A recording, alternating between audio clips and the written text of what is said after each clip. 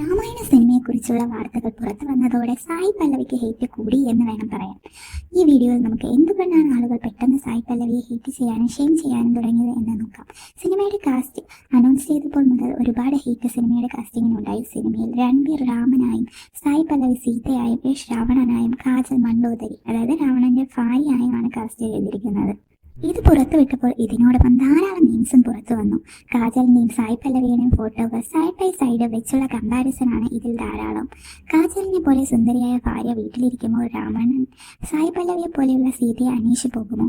ഇത്തരത്തിൽ സായി പല്ലവിയെ വളരെയധികം body shame ചെയ്യുന്ന തരത്തിലുള്ള മീംസാണ് അതിലധികവും. അതുകൊണ്ട് തന്നെ പല ആരാധകർക്കും രാമായണത്തിലെ കാസ്റ്റിംഗ് അത്ര ഇഷ്ടപ്പെട്ടില്ല എന്ന് പറയാം. സായി പല്ലവിയുടെ നാച്ചുറൽ ബ്യൂട്ടിയെയും വിമർശിക്കുന്നതായി കാണാം. She was never beautiful, she was just over hyped by chapri saying she is natural.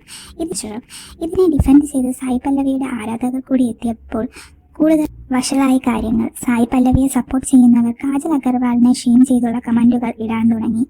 Yes, it would be lovely to see Sitama with the lip fillness and cosmetic enhancement which are clearly visible in Kajal's face after pregnancy.